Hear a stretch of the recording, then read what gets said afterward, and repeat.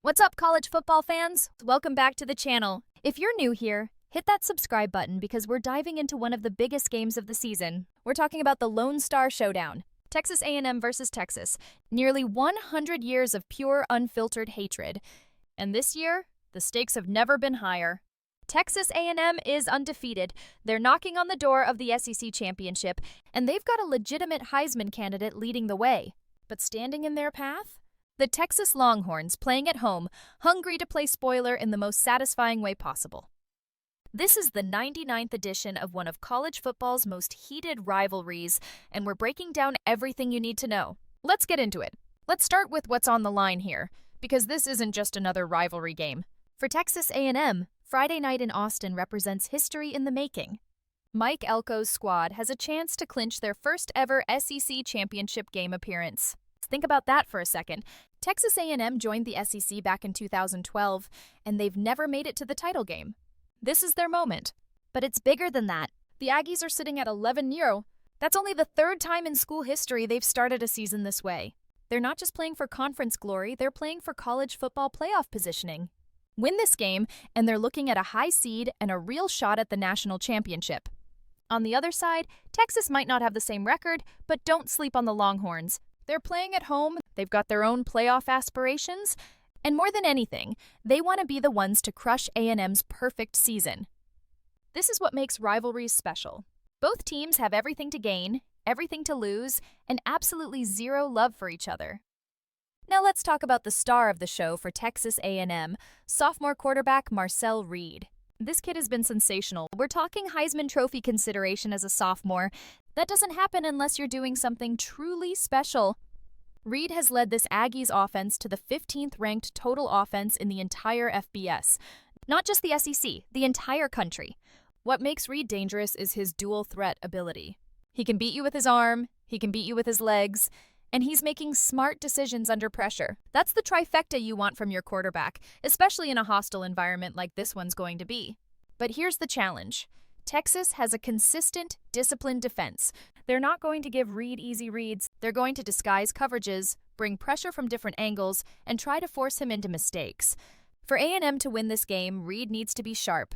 No costly turnovers, no panic under pressure.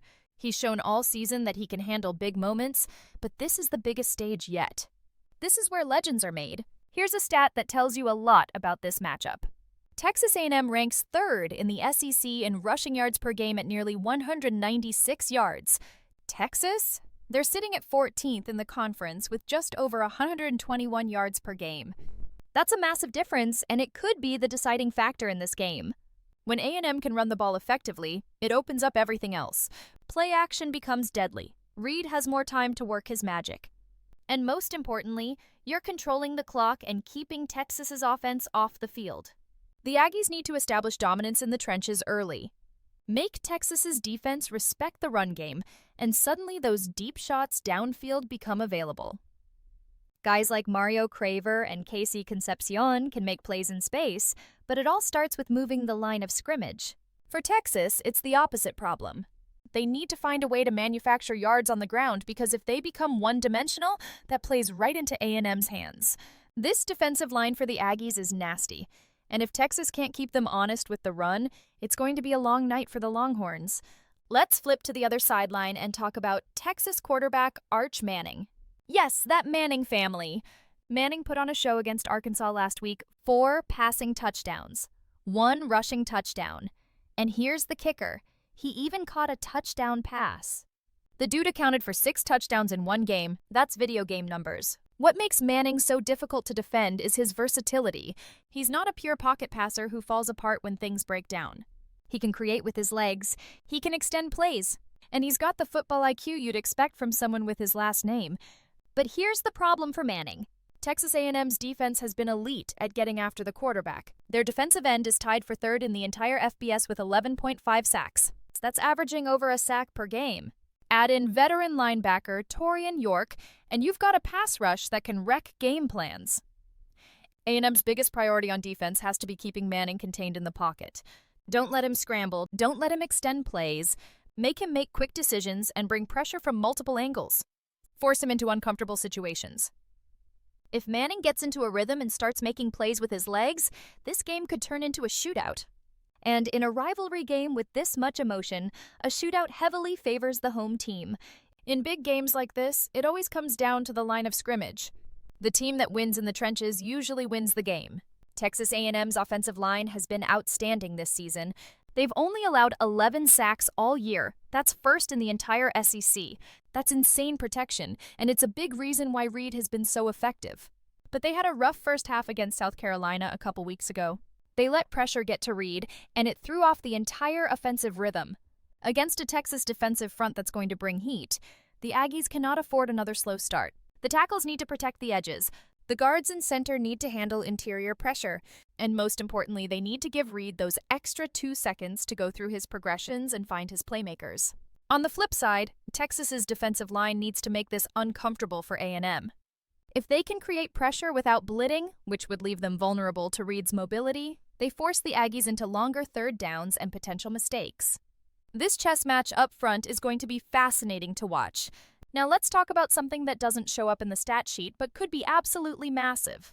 The environment. This game is in Austin, at Darrell K. Royal Stadium, and it's going to be absolutely electric. We're talking about a fan base that has waited for this moment. Texas fans are going to be loud, hostile, and ready to make life miserable for the Aggies. Mike Elko and his staff need to have this team mentally prepared. Don't let the crowd get in your head. Don't let the emotion of the rivalry cause stupid penalties. Stay disciplined. Stay focused. Execute the game plan. Texas A&M has handled road environments well this season, but this is different. This is a rivalry game. This is decades of bad blood boiling over in front of 100,000 screaming fans.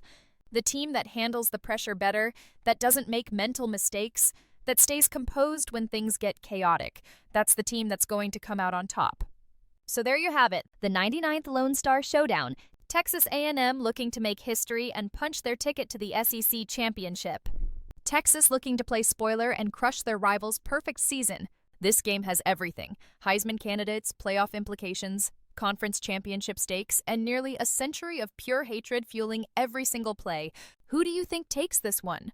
Are the Aggies going to stay undefeated and keep their championship dreams alive? Or are the Longhorns going to pull off the upset at home? Drop your predictions in the comments below.